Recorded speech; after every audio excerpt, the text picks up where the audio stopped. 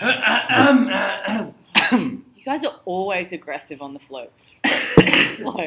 Throat clearing. I have asthma, okay? Just leave me alone.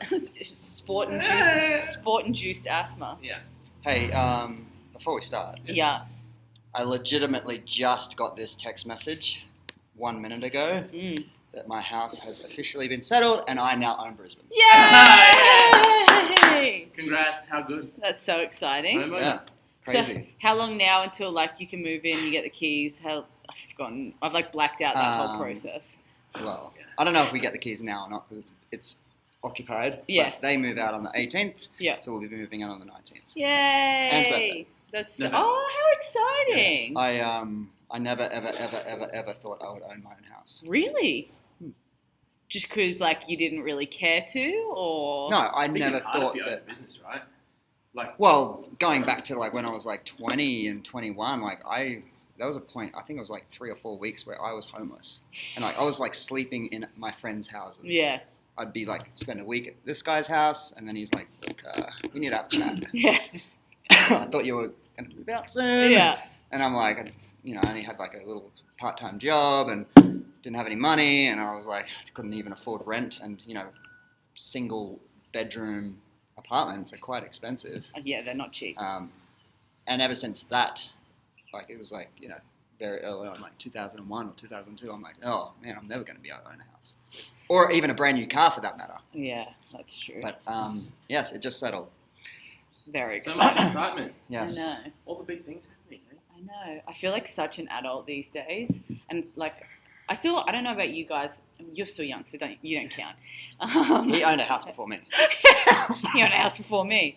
But I still feel physically and mentally I am 23, 24 years old.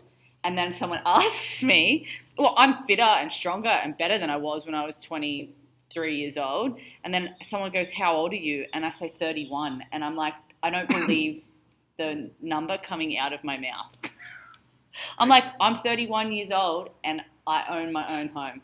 That's great. I know, but it's it's such a weird concept to think. I just never saw myself there. Lots of people over 30 don't own homes, right? Yeah. Yeah, that'd be heaps. That's an early especially time this to day buy and a age. Yeah, it's very hard. When Usher comes on, I feel like I'm 19. Yeah. And I can dance like I'm 19. But maybe don't, All right, so I want to quickly talk about Murph on the weekend, guys. How was it? How'd we go? You did it, Greg, so you can talk about it. Yeah. I shocked myself a little bit. I think it comes down to a good game plan because it's obviously a 40 plus minute workout for me anyway. So I never hit the run too hard at the start. I came in and I did 10 sets of 10 on the pull-ups with a little break in between, and there was a fair few people here, so I was just waiting for my space on the pull-up rig, do 10. And then I did 200 push-ups, 5s till about 150 reps. What? You held 5s till 150? Yeah. And then the last 50, it was 5, 3, 2, quick, 5, 3, 2. And then the squats were just mundane. Keep going. The same, and don't stop moving. And then the hardest part of the run was the first 200 meters. And then I think I finished in 43-ish minutes. Yeah, so unpetitioned, just straight through. You said that was your fastest non-weight vest time, right? No. Second fastest. Yeah. I've done it faster.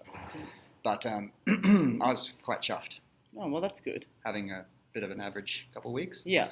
So, yeah, it was good. And how did everyone go? Um, Do we have any standouts? Yeah.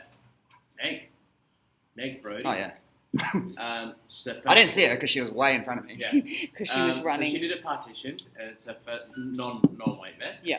But her first time doing Murph, and she finished it in 39 minutes. Yep. She was 2 minutes faster than Chris Brooks, who was also an absolute animal. That is insane. She ran real fast. She was running between, so she would do her pull-ups outside. She would run inside to do her push-ups, jump up from her push-ups into her first squat, and she did that every round to the point where people in the gym were what is she doing? How is she going that fast? It was, and she chatting, and then she did the last, so she finished, and then 6 minutes later, did the last lap with someone else. because they were finishing like, oh, I'll do the last lap with you, and then went for a run with them. Oh my god! What a champion! It was awesome. It was probably that was probably my favorite performance of the day. Yeah, it was very cool. Chris Brooks did smash it though. Did he do Did weight it. vest? No weight No, vest? we weight had vest. 2 people did weight vest. Al and Tim. Timothy and Al. Oh yeah. Yeah, and that was also cool to watch because Tim was a little bit faster on the pull-ups and the push-ups, but Al just hunted him down on that last run. Got him. Yeah, it was. I think Al probably had like 30 or 40 squats left when Tim went on his first run. Stop. And then Al, well, obviously I didn't see the whole run, but I was kind of waiting for them to come around the corner. And I looked, I was like, oh, that person's running fast, and that's a weight vest. And here comes Al around the corner. Snuck A in. minute or two later, Tim comes in. Yeah, it was good. I think it was a good time, and I haven't heard too many people because we had the public holiday on Monday as well, so It was a bit I chill. haven't had too many people be super sore all week, at least from Murph. Yeah, there was another incident that occurred there was on the another weekend. incident, but yeah, no, I think Murph didn't It is such a people good too workout. devastated. Such a good workout. I mean, Runnings, pull-ups, push-ups, squats. I'll never forget the time that I did it and how I felt on every single portion of that workout. It was like brutal. Although I did 300 air squats and didn't move my feet, so I stood in the same spot and I just did my 300 air squats, and then I went to run and I basically fell over. Yeah, no, you would have. I was like, oh my god, because I was like, don't move your legs. If you walk around, you're never going to want to start again. So just go, like, I was like the slowest squats you've ever seen, but it was just like one at a time. And I just like chipped away at them, and then I just went to run and my legs just didn't work. That was fun. I should have just sat out there with a video camera and just got everyone's first couple steps. Yeah. I actually think I prefer watching people do Murph at Red Hill. Oh, Why? the hill. Because going from Oh my god, that would be so destroying. going from the 300 air squats and then doing that run up that hill on the way back. I think it's the only time that I let people use the excuse of, but we have to run up the hill. Yeah. Because at Red Hill, everyone goes, the run's harder because we run up the hill. I'm like, but you also get to run down the hill. Yeah. But I think post-Murph is the only time you're like, that hill's Savage. A lot harder than this mile, I think. Yeah. It is savage. We should do it again there one day. Yeah, that'd be good. I've still got PTSD from last time. No music, no fans. Yeah. PTSD lasts a long time. Oh, that's right. That was when you guys went crazy place. Yeah. Anyway. Well, we're going to go through programming for next week again. So another visible week. Yeah, I like having the visible week. It's kind of like a little reward for all you guys listening along at home. So Monday we got some more squats. We had our deload squats last week. Well, this week just happening now. Yeah.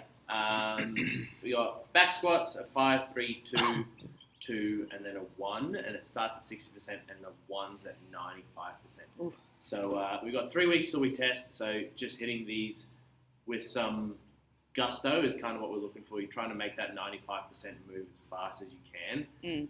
We're not looking for PBs. Yeah, you're not. Even if it feels good, you're not going to send it at the end. Yeah.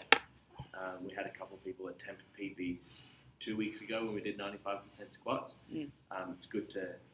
How can you attempt a PB if you're working at 95%? Correct. So they saw 95%. They're like, I might as well go up. I'm so close to it. It felt so good, so they go up. No. I'm like, Best case scenario, you should not go heavier, and it should feel really easy, and you should feel like you could have done more. Yeah. That's the best case scenario I want for the day. Yeah. Worst case scenario is 95 feels like shit and you don't get it. But I don't want people to go 100%. And I don't want people to get that little achievement yet.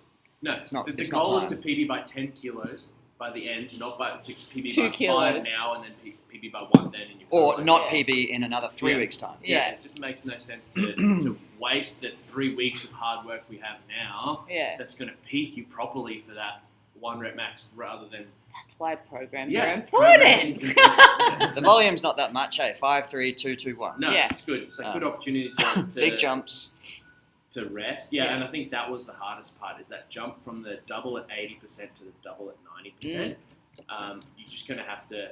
It's always a good time. It's a gut check. It's a gut check. Like, you are ready. You've done the 90% a couple of times. Yeah.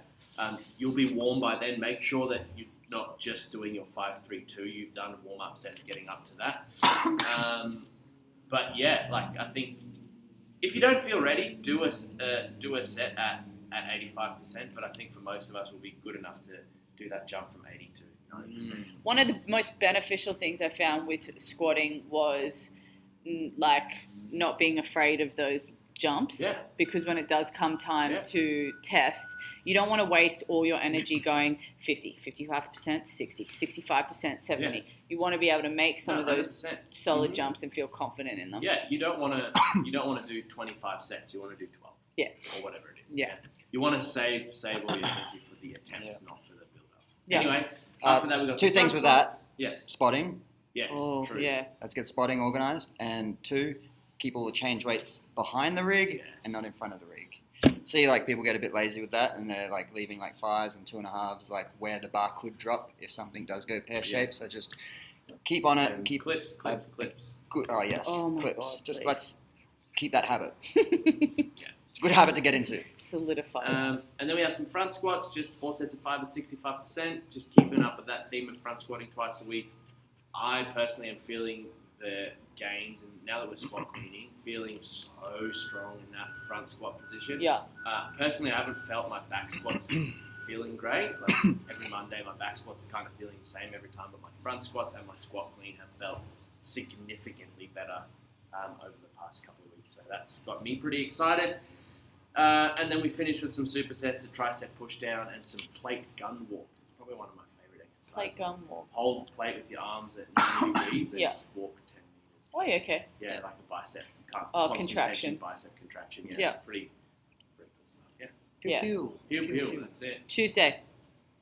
What's Tuesday? Starts off with some clean pulls. So we've been doing lots of squat cleans, obviously, and we've been doing clean pulls in the extra work every week. This week we've decided to put it in the class because it's probably one of me and Gregg's favorite things to coach. I love coaching a pull. Yeah, Because like you don't have to focus on the elbows and the catch position and did they move their feet. We're just looking at 1 or 2 things. And I think a lot of the issues that happen from Olympic lifting is that first pull off the ground. And I still personally think, and this is just my opinion, that we allow people to clean and snatch from the floor too early. Yes, correct. And I want to give them a little piece, and we can always dial it back. But like, I think if you walked into a weightlifting gym, you'd be hang cleaning or hang snatching for a lot longer to make sure that there's contact and to make sure your chest is over the bar.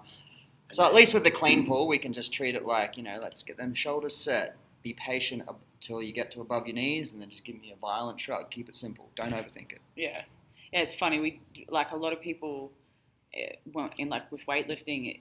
Depending on, some people don't have great range of motion and stuff like that, so they will do a lift off, which is literally from the ground to the bottom of your knee and then back down. You practice doing that correctly, and then once you get like really solid with that, you do all your hang work, and then you start to put that together, and you'll be doing flat-footed pulls before you do pulls onto your toes. Like there are so many like other steps that we go through to actually solidify that first position that get constantly missed when we're just wanting to achieve the lift. So I love teaching pulls. Maybe we should implement them flat-footed pulls for some people that have a tendency to go onto their toes too early. Yeah. And we should also make a note that that's not a scaling option. No. Just like hang cleans and hang snatches are not scaling options. No. They're an option for that person that's in front of us because they have this error. Yeah. Other people might have different errors. Yeah. Just want to make that clear. I love that. And then the workout.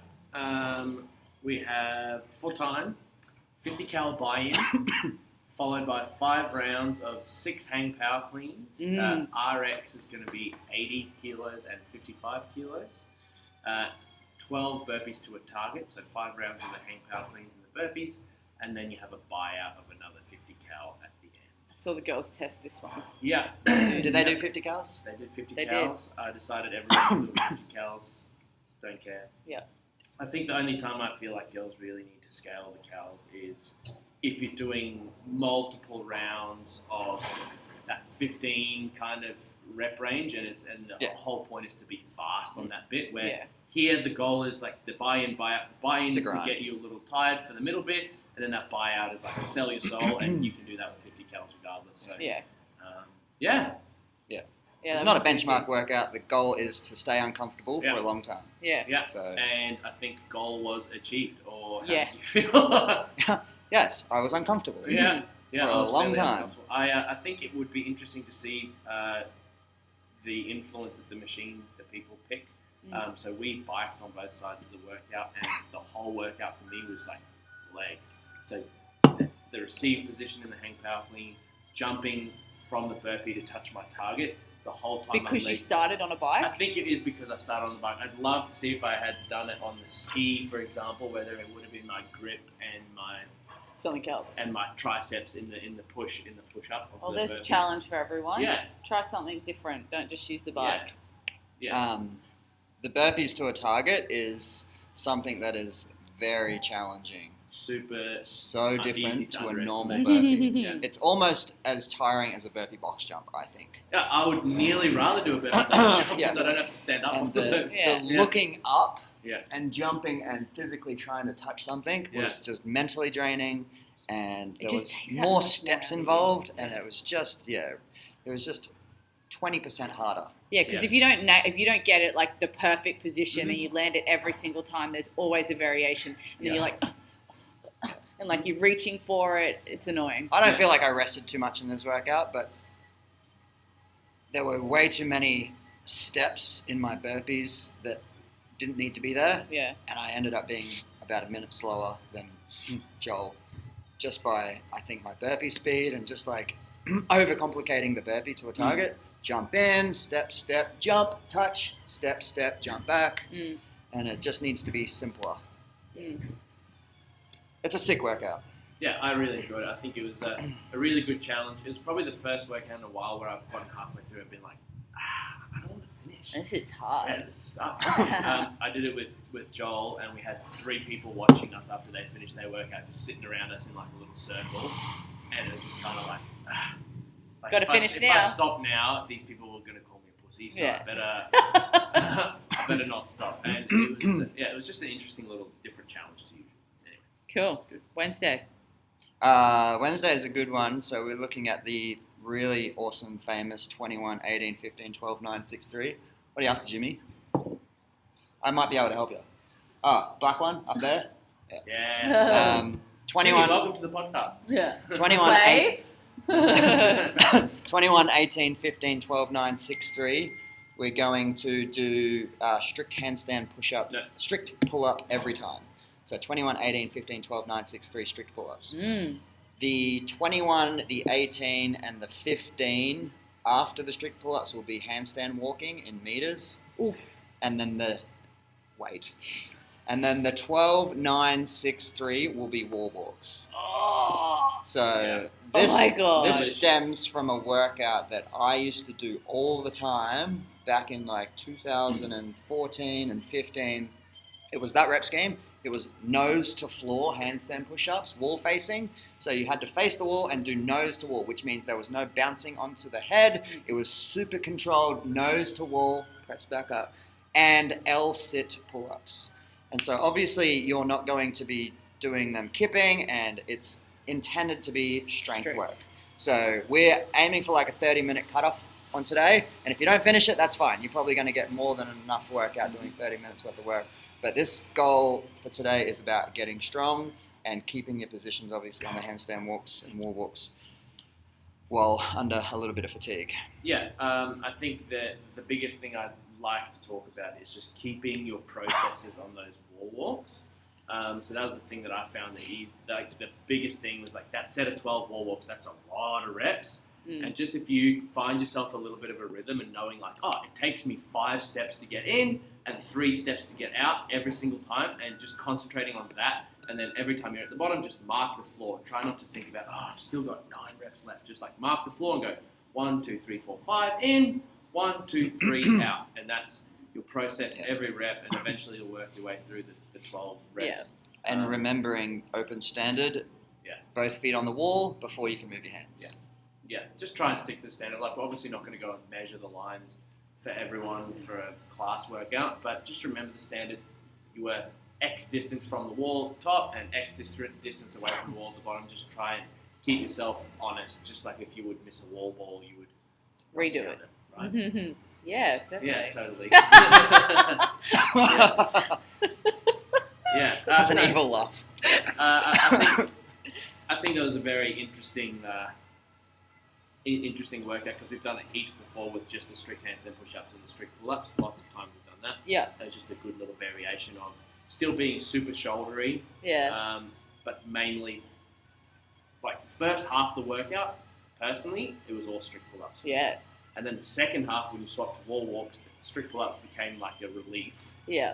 And the wall walks became the hard part. So, Yeah. And also, log your scores, but I personally don't care what your time is for this one. The intention is to move really well, and I'd like to see your strict pull-ups look real strict. If that means you don't get through the whole amount of work, I'm completely fine with that. When people start to fall into their shoulder and try and get a bit of a rebound or trying to like swing a little bit, you're not getting the intention of the workout. Pull-ups, they're not straight arm pull-ups. Yeah, it's still for time. You're still going to look at what the time is at the end, but don't stress about that. You stress about your positions in this gymnastic stuff. Yeah. On Thursday, we're going to mix things up a little bit. So at Red Hill, we're going to be doing some intervals on the rower. So we got our famous 5K row coming up soon. So we're going to aim for, what did we say, two 2K rows with a 2-to-1 rest in the middle of the two. So basically, you'll go in a team of 3. Person 1 will go, person 2 and 3 will go after, and then it's just like follow the lead. Are we looking at holding a 5K pace? Yes. So the goal would be to hold a smidge. I think right in between your 2K and your 5K pace. So if you know your 2K pace, let's say you finish in 7 minutes, and that's whatever that is, a 1:45 pace. Yeah. And your 5K pace is a 1:55. You're trying to hold a 1:50 for both 2Ks. Both 2Ks. Yeah. Ideally, you don't want your second 2K to be slower than your first. I'd like your second one, if anything, to be faster. Yeah. Don't max the first one out and then die on the second. So if people don't have a 5K pace to gauge it off, what would you tell them? A pace that you can sustain for around 20 minutes. So for me, it's just past that point of being able to have a chat to someone. So if I was to go any slower, I'd be able to have a conversation while doing it. But if I was go any faster, I wouldn't even be able to give a one-word answer. Good. At DuxFit here, we're going to do something called Dux Burn. I think we just might leave that for a bit of a surprise. But if you want to know what that's all about, come on in, and it'll pretty much be like 50 minutes of non-stop movement, a whole bunch of core work, and just a sweaty mess. No clock, no score. It's just going to be a very hard active recovery. Yes. Let's talk about it. Friday. We just did this morning. So on a side note, they both came in sounding like the oldest men. I've never heard you two complain so much. Okay, to be fair, it was warm, and it wasn't that long ago. Still burnt fresh into their mind. I finished the workout. 4 minutes later, I was in my car driving home. I ate and then turned around and drove back in. Yeah, it was a good time. We did Kelly. So Kelly is 5 rounds for time of a 400-meter run, 30 box jumps, and 30 wall ball shots.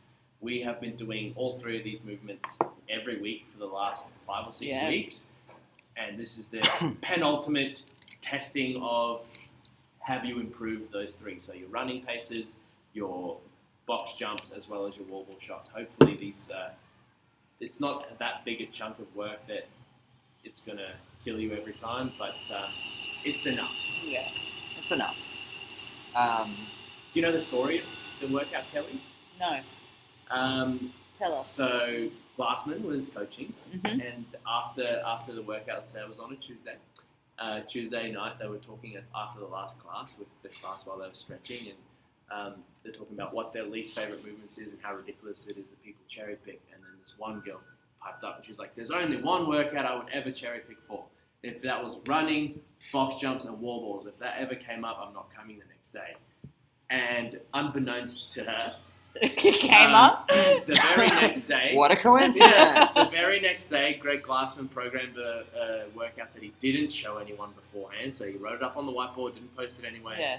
and it was called Kelly because her name was Kelly. Yeah. And the workout was running, box jump, and wall balls for 5 rounds. And, Did she come and do it? Well, she didn't know it was on, so she rocked up, and it was Kelly the next day. And, yeah, I thought that was probably my favorite CrossFit story. That's cool. Is the story of Kelly. Yeah.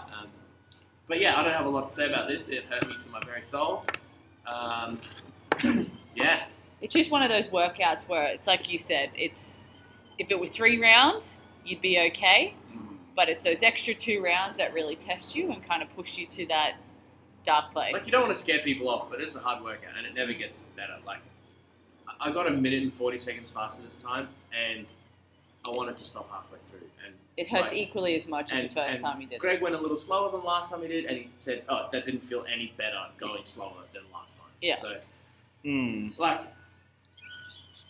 So basically, this is a great test of your mental capacity, being able to find that little voice that's in your head, tell it to shut the hell up. Yeah, keep moving. What did you tell us when we finished, Gregg? What was your halfway through? Yeah, Was this when he was going to roll his ankle? I was trying to have a conversation in my head as to what would be a legitimate excuse to just leave it at 3 rounds. Wow, that's a bad train. I was like, would they believe a rolled ankle if I got through that? How am I going to fake that? Am I going to hobble back into the gym? Am I going to bring on some tears for this one? How can I fake this? But then I just kept, thinking I'll just do a couple more steps and see how I felt. And then I'd walk into the gym and I'd just start my box jumps, and I'm just like, at least the running's over. And then by the end of the box jumps, you're kind of over the box jumps. I'm like, well, at least I don't have to do any more box jumps. So I'm like, I'll just slowly walk outside and I'll just pick up the ball. And the first set of wall ball shots felt fine. And then towards the back end, you're like, oh, I'm really sick of this. And then you start running again. You're like, oh, finally I can run. And then... That's not how I feel. I don't know. And it was very hot. Finally I can run.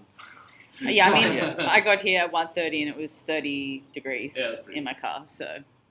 No, it was a good workout. I'm really excited to watch people do this. I'm super excited to watch a couple of people specifically do this. Harry Jones is going to be a good time. All those people that got unbroken? Yeah, the unbroken Karen ones. Well, I mean, I did break twice, but I think the wall ball shots should be close to unbroken anyway. Yeah, like the 30 each time. Yeah. Yep, and if you've got to take an extra 10 seconds before starting them, I would rather you do that rather than doing 10, resting 30 seconds, and then doing 10 and then resting another 30 seconds. You're definitely going to gain a lot in this workout going unbroken on the floor. Yeah. And it is a tough workout, and if you want to go RX, all the credit to, let's give it a good nudge. But scaling options would just be reduce the volume a little bit, so let's just do 20 reps every round instead of 30 if you're just not up to that yet, because we do want it to be under 32 minutes tops. Yeah. Yep. Cool. And that's it. You want to talk about Saturday? What's Saturday? The one. I think we can leave that one. Let's leave Saturdays. Yeah. Saturdays I'm happy to know. We still need to tweak it a little bit. We haven't tested it yet. It always feels weird talking about the ones we haven't tested yet. So, but yeah, no, that's the programming for the week. Good luck to you all. I hope you enjoy. Everybody that watches having their little inside scoop. Oh, I loved it. And a couple of people even all week kept coming in being like, I'm really looking forward to this part this week. And then everyone else in the class who didn't listen was like, oh, well, how do you know what's coming up? And well, little Easter eggs. So there you go. Better listen, hey? Speaking of training in the heat, what do you guys recommend for people that just really struggle and can't get a spot in front of the fan or can't get a spot in front of the door? Not so much trying to keep myself cool, but keeping the sweat off my hands, out of my eyes. So in peak summer, I wear a headband, I wear sweatbands, I have a towel, and I never wear a shirt. Because wearing that wet shirt always makes me feel pretty claustrophobic, and then not having the sweatbands makes the sweat drip onto my hands. And I think for me, that's the most important part is reducing the reasons for me to feel bad, because the more things there are getting in the way of your workout, the more you're going to be like, oh, it's so hot, this sucks. Yes, it sucks. It's hot for everyone. Wear some sweatbands. That'll stop you needing to feel bad about the sweat on your hands when you're doing the pull-ups. Wear a sweatband that keeps the sweat out of your eyes. The other thing is if you don't absolutely need to wear your knee sleeves, don't. Because knee sleeves are hot as balls, and keeping them on during a hot workout is always a bad idea, in my opinion. You know what you should do? Put a couple of electrolytes in your water. Yeah. If you know that you got like a big workout coming up, like a Kelly, for example, and it's going to be hot, put some electrolytes in your water, even the day before. Have some electrolytes. Make sure you're super hydrated. I know some girls training in tights can be really hard. Yeah. So I feel like the more hydrated you are, the better you can regulate your body temperature. Yeah. So that's a really big thing for me. I don't personally struggle with heat too much, like in a work, unless I'm out on the field in direct sun. I'm normally pretty okay. It's usually my head getting fried by the sun that's the problem. But for me, it's just if I'm dehydrated, I will die. I will crumble into a bag of poo and I will die. Like I just can't. I can't stay together if I'm not hydrated. The bag of poop's on fire again, Ted. Don't put it out with your boots. That's me. Maybe you haven't seen Happy Gilmore? No, I've definitely seen that. Billy Madison, sorry. I would suggest this is the difference between maybe a gym junkie and an athlete is the athlete's going to think about the prep that they need to do for the day after. So like you said, you fill your drink up with electrolytes the day before, so you're ready, to bring that in. You bring your sweatbands in because you're preparing for it to be warm. And, there's some little things that an athlete would do. Like they'd pack their bags the day before. They'd check the weather and they'll be like, yeah, it's going to be a hot one today. Be prepared. I find making sure you're hydrated well before the workout starts, and that happens the night before. Yeah, so not 20 minutes. Drink heaps of water at night time, and then you have a big glass of water when you wake up, and you're preparing for this really hard workout that's coming up at whether you train at 5 p.m. or 5 a.m. You're preparing for that 24 hours beforehand. Yeah, and I find that I don't do this very often, but like your head. That's the thing that kind of like feels like it's the hottest sometimes. So by just having you take your shirt off and you put it under water and you just like lay it on the back of your head or across your neck or just squeeze it over your head, that releases so much heat out of your body. Yeah. Taking your shoes off as well when you can after the workout or maybe shoes off after workout. That's I like feet, that one. head, hands. Yeah. Yeah. Cool them off and your whole body will thank you. And maybe genitals as well. But and then make sure you have your fit aid. Make sure you have your fit aid. Always have a fit aid. Yeah. I agree. I think one thing I do want to talk about is not drinking too much water mid-workout. Oh. Because that's going to be a problem because that water is actually not busy hydrating you in the workout unless you're working out for 2 hours, which we're 99.9% of the time we're not working out for 2 hours. So drinking 4 bottles of water in the middle of the workout, all it's going to make you do is feel sick, feel slightly lightheaded because you've got all the sloshing around in your stomach. So just like beforehand and afterwards is the important part. Not during. You don't need that sip of water every 2 minutes in your AMRAP. So. I got one of the main, when I first started CrossFit, I remember one of the first things that my coach at the time, and he was like a Nazi, at the time he said to me, he was like, you think you need water in the middle of that workout and you do not. All you're doing is making excuses to stop instead of working hard. Not wrong. Well, it's the same with chalk as well half the time. Chalk. You probably don't need the chalk, but it's your comfort. Yeah. I actually have found a huge difference in watching my workouts where I used to use the chalk as like a reason to stop. And now I think we've spoken about this before. I've made the conscious decision not to chalk and work out. Yeah. And 99% of the time you start working out, you're like, oh, didn't need that chalk, and now I'm 4 reps ahead of Joel because he chalked and I didn't. Yeah. Same thing with the water. I mean, this is if you care about winning, but I think just it's good for you and your workout to just stay away from the water in the middle of the workout. Drink it beforehand, drink it afterwards, just in the workout, respect the workout. And the reality you're is not going to die. You're not going to die of dehydration in 20 minutes. No. So you'll be okay. Yeah. And then, obviously, when we're training in the heat and just training in general, another really big component of all of that stuff that I think is included in getting yourself ready for big training sessions is your recovery. So I think this is one of nutrition and recovery are two things to me, in my opinion, that go really under the radar a lot. And it's not something that you can just do once a month, or you can just do, every 6 months, or like a massage. My knee hurts, so I'm going to start doing recovery until my knee stops hurting. Yeah. It's not like a spot treatment. When something bad comes up, you do all of the right things and then you stop when you're good again.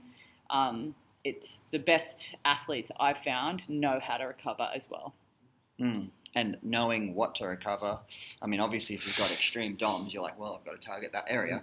But identifying where you get tight over the course of the week, and if it's like your shoulders hold a lot of tension, maybe you've got poor posture, maybe your shoulders are rolled forward, and you just need to sort of like, I was like, what? You just need. Some people need to trigger their chest and under their clavicle and into their subscap more than others need to really target their hips because they sit down a lot all day. So, like for those that are, putting on them really sexy, like leg, whatever they're called, and sitting in the compression boots, where they've got really bad overhead mobility, maybe they need to sway their recovery in a different direction. And it can be as simple as a ball in the pec every day. I think it's like not just doing certain things because that's what everybody's doing. It's actually take the time to listen to what your body's telling you. Are you tight through your upper back? Are you tight through your lower back? Like, is it coming from your hamstrings, your glutes, your hips? Like, all of those things, and paying attention to that and staying on top of it, because prevention is being able to manage and like maintain all of those things right now, and not letting it get to the point where you are injured and it's too late. Yeah. I think for me, rest days are so important. So I rest every Sunday. I don't do any training ever. And it sets me in such good stead because we usually have a pretty okay Monday, but then Tuesdays and Wednesdays are huge. And if I don't rest Sundays, I am dead by the time Wednesday comes around. And then probably every third week, I don't do any training on a Thursday either.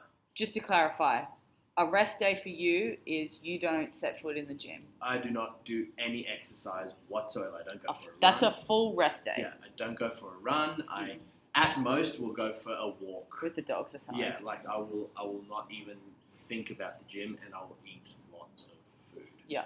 And I think that works really well for me, is having that like compulsory rest day every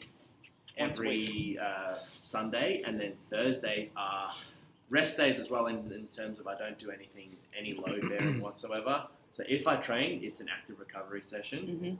Get sweaty, conversational pace most of the time, but 50% of the time I don't train on Thursdays either. And I think I saw a huge improvement in my fitness just listening to my body by being like, okay, I feel banged up, it's Thursday, I don't need to train today. And I think you could say the same on Monday, Tuesday, Wednesday, and Friday.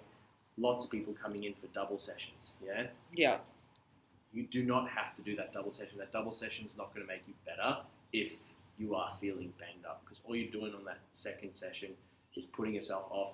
Now, Wednesday, you're not going to come in because you're so sore you can't move. Thursday, you're not going to come in. And then Friday, you're going to try and do 3 sessions to try and catch up. And it's just... You've wasted your week. You're better off missing... Like, yes, we've got an awesome program with lots of bits in it. Yeah. That doesn't mean you have to do all those bits all the time. Yeah. And I think it also just comes down to, like, your lifestyle and the time that you have available. Like, if you work a big job, like, training twice a day is not feasible for you, and it's only going to add stress to your life. That's what I think a lot of people forget. And, I mean, I've only ever done an 8-month period of my life where I trained twice a day for 3 days out of the week, and I'll never do that ever again. I became more efficient, and I put more intention into the sessions that I was at the gym in my single session, and I made them more worth it, and tried a lot harder and made sure I was getting through things in an appropriate amount of time and not wasting my time in the gym. And that was always way better for me and my recovery than ever doing double days. And I think always, like, if you feel good and you really want to go in with your friend and do that second session, do it. But listen to your body. It's overkill doing it all the time. Yeah. Yeah. Sunday I don't do much exercise. I usually come in and train a little bit if I clean the gyms, because I feel like I'm in the gym anyway, and I'll just pick up some dumbbells and do like a massive little bodybuilding set. 10 of these, 10 of these, 10 of these, 10 of these. Yeah. And I do that 3 times before I pick up the vacuum cleaner and start vacuum cleaning. Yeah. I find that I'm actually worse on Monday if I do absolutely nothing, if that nothing looks like sitting down all day. Yeah. And I don't tend to do that because I, do the coffee shop in the morning and then I clean the gyms and I'm pretty active. So I have found that, on them odd days where I lay on the couch and then I sit down and then I go watch a movie, I'm just like, my hips just jam up and I'm like, I really should have just done something, to go to the park and walk and, walk with the dogs or stay active, but don't do exercise. I try and make, if there's a day where I've not done any training, because I'm the same, I start to get a little bit stiff. I just make sure that whenever I'm sitting down watching TV, I take 10 minutes each time or whatever it is every now and then, and I'll do 10 minutes of stretching in front of the TV, so I don't feel like a bag of dicks. I need to do the opposite of this, where my hips are closed. I just need to have my hips open, and this looks really weird, but that just helps so much if you're just holding this position for 5 minutes every 30 minutes, rather than just, it feels fine at the time, and then you try and stand up and you just sound like an old man getting up. I think the lesson is, though, also that it is different for everyone. But rest is super important across the board. You Regardless of it, you can't get better. Go all the time. You can't get better. You're gonna die. Yeah. But and rest is relative as well to, we put in a lot of intensity into our training, and then we'll see other people that maybe they're doing a double day and you're like, man, if I did a double day, I'd be wrecked. Yeah. How are you doing it? But then you look at their intensity and they're like, well, they didn't do 150 pull-ups as well. No. Or they're not squatting as heavy as us. Yeah. And so there's that fine line between forcing people to rest when they probably don't need it, and not discouraging them from being like, you're not allowed in the gym today. I still, and so we need to remember people's level of intensities are different. But, if you're doing crazy shit and, not, if you're walking into the gym for 5 days straight going, I'm fucked. I'm so exhausted. It's the language that you need to hear from people, and their body language and what they're saying. It's like when they're saying that, then there's a red flag. Yeah. But if they're feeling good and looking good, all the credit to them. But is the most important part, and eating food. Across the board. And there's some things that we need to have conversations. It's like, I like to do that in the warm-ups. It's like, hey, how are you feeling? What's going on? You're looking a little bit ginger today. Yeah. You seem a little sore, they're doing it's them little questions. Like, it's them little questions on? that lead into very big conversations about their holistic training views, and not just like, all right, let's hit it hard today. Yeah, you've poked your shoulder 6 times since you walked. Yeah, I see a lot of that. Walking in like this, and you're like, oh my neck, and you're just like, hey, what's going on? And a lot of CrossFitters are kind of tuned to try not to talk about it too much, and they're like, oh, it's no pain, no gain, I really want to do this. I really want to do this RX, and I might not talk about how sore my leg is, So asking questions is really important for coaches. I think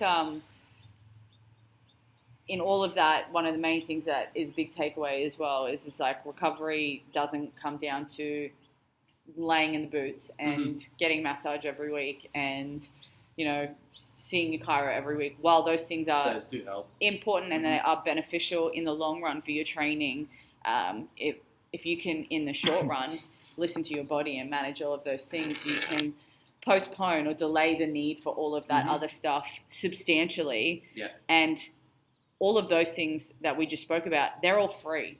They don't cost any money. Sitting in front of the couch, sitting in front of the TV for 15 minutes at nighttime after you've eaten dinner, watching the TV and stretching, that's free. But that might... You're sitting there anyway, right? Exactly. But that might save you, 6 months worth of treatment in the long run, whatever it might be.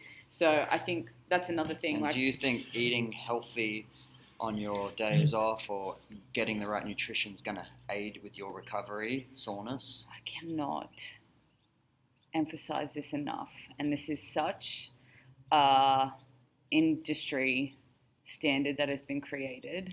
For those that are listening and can't see this, she looks like she's livid right now. She wants to cry.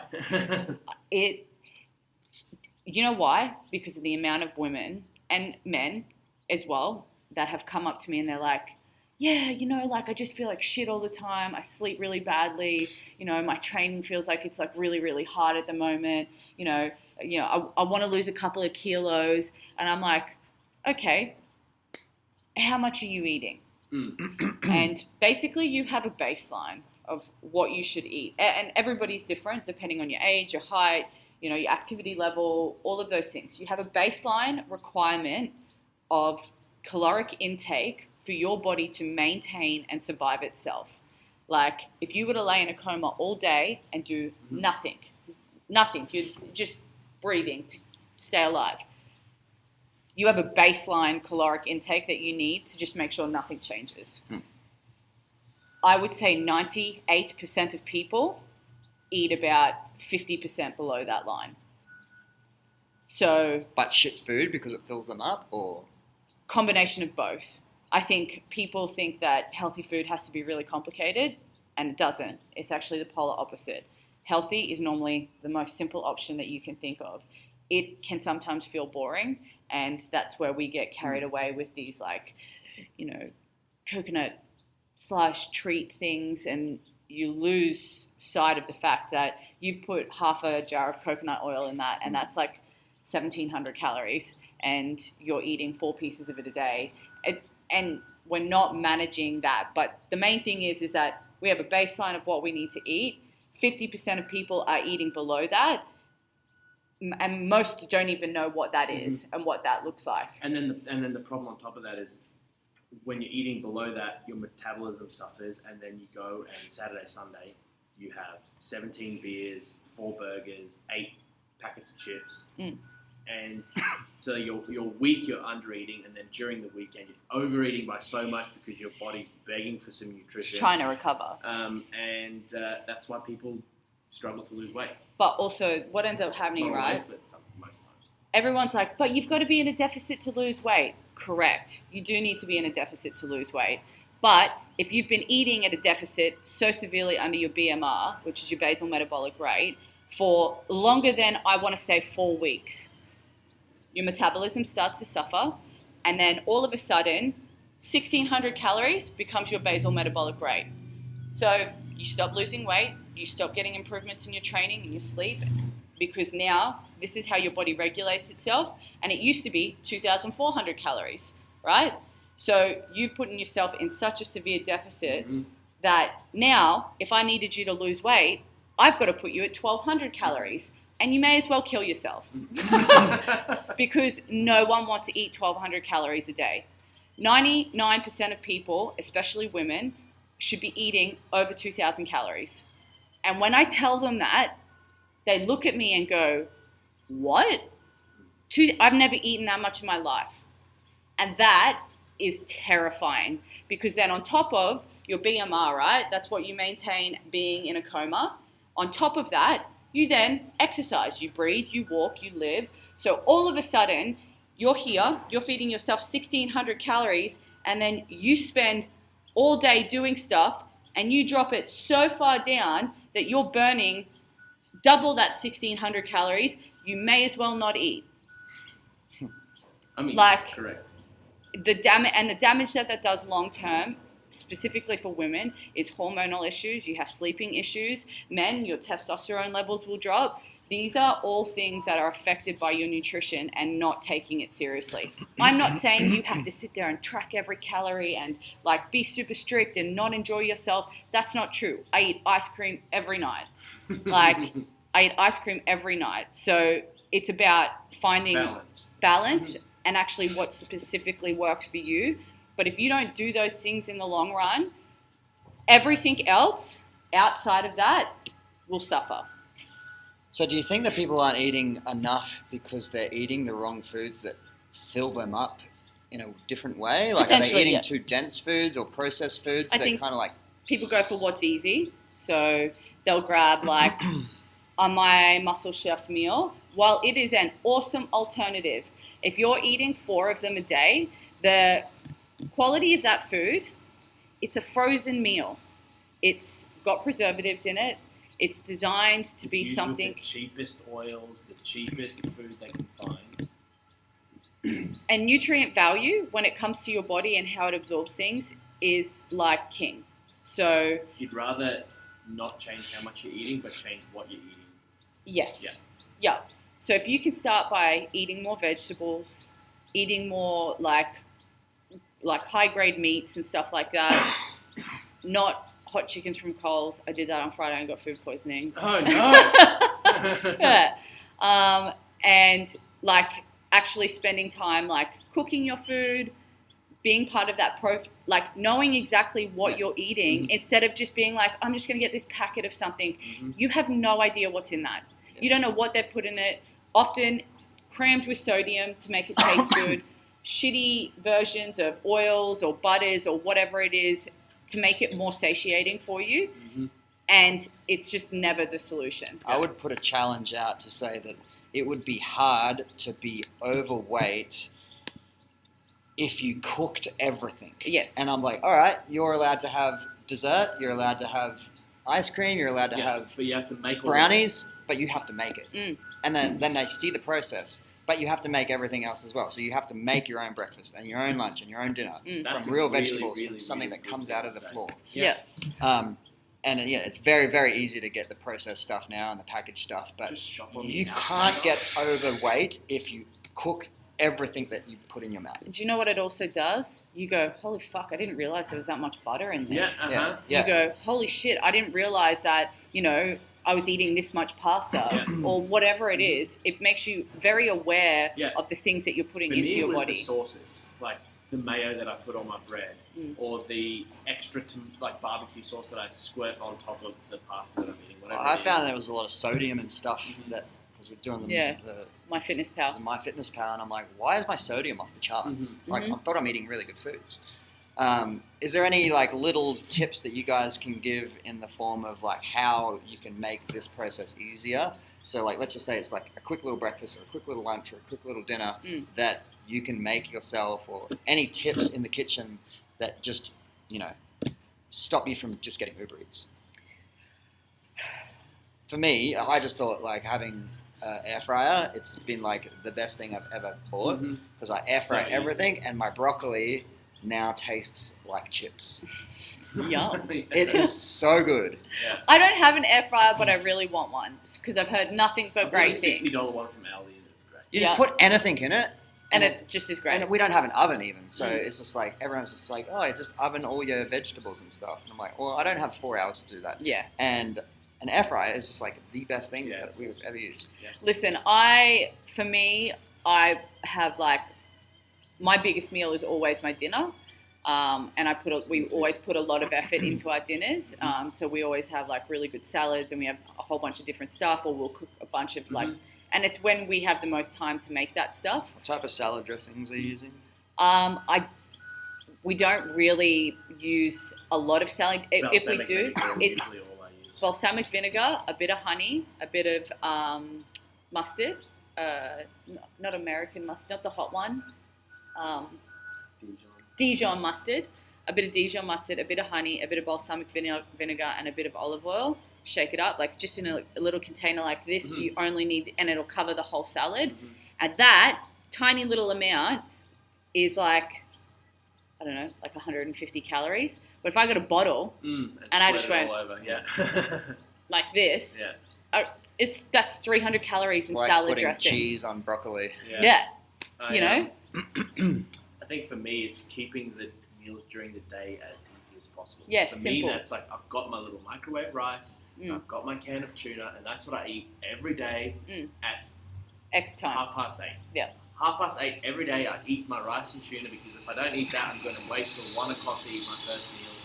And just giving yourself the process of something. It's like, yes, I'm sacrificing quality of rice by buying the microwave rice. But you're not. Rice is rice. Yeah.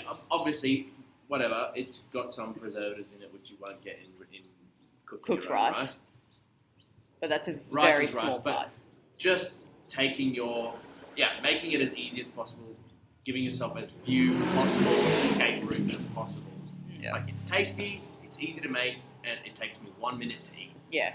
And that's what works for me the best, is having 2 or 3 of those kinds of meals, and then again I eat my big meal that I love cooking At the end of the day. Yeah. I think in order to have success when it comes to nutrition, it's not about sacrificing everything that you love. It's about compromising. Mm-hmm. There are going to be times where you have to have things that aren't exactly super interesting, but they're really good for you. Yeah. And there are going to be opportunities where you can sit down with your family and have this big, amazing meal and it be okay, because the other 90% of the time, you've done the right thing. Yeah. It's when we go, oh, I need this to be happy. And it's like, it's not about that. It's about finding joy in, eating used to be such a social thing. Mm-hmm. It's where people got together, they spent time together. And that's when you should enjoy your food the most is in those social settings. Yeah. Well, it's like alcohol. Like, you celebrate something. It's like, oh, I'm at a wedding. I'll have a drink. I'm going to have 3 beers. Yeah. Oh, it's Tuesday night and I've had a shit day. I'm going to have 3 beers. It's like a comfort thing. Yeah. But don't be that guy that goes to a party with a packet of nuts next to him, just like, oh, I'm on this bloody, get fit diet. It's not about that. Appreciate the good things in life, and when you do go to a wedding, have a beer or eat that cake. And then for the next 6 days, go and eat your fuel, Have your oats with protein. Just go back to normal. Have your yogurt, have your berries, have your nuts, have all of that stuff. There's no need to make up for what you did on the weekend. It's just get it right. Get it Most right of the time. 90% of the time, and then the other 10% of the time really won't matter. And you know what? You'll feel so much better mentally because you can sit there and actually enjoy what you're doing instead of feeling guilty about food that you're putting into your mouth. Yeah. Because you've done everything else right. And that was a really big learning curve for me, especially working with women, is getting people to understand that even though we feel emotionally attached to food, it's not an emotional thing.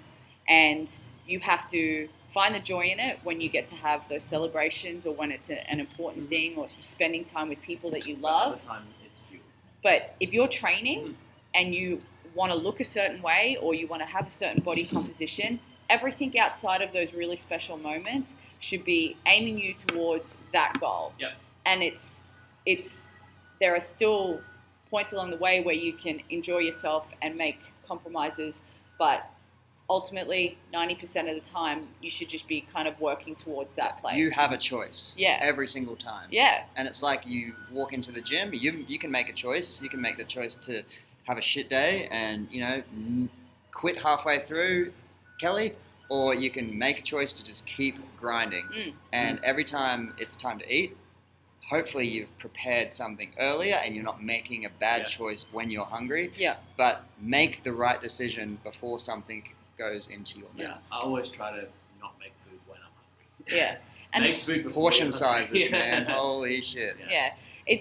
I think like anything, like your training, the more that you can plan ahead, the better position it's going to put you in. So for people who are tracking food, I always say, put your big meals in first. So put your dinner in first because they're like, oh, I've got to eat what my family's eating. I'm like, that's fine. Put your dinner in first and then make everything else work around that. Or, put your breakfast in first, make everything else work around that. Do it the night before. Not the morning of, not that day. Too late, Plan the night before. When you're sitting in bed and you're fucking scrolling on Instagram, take 5 minutes and plan for the next day. Yeah. Good. Thanks, guys. Have a fit day. Have a fit day. Make it yourself.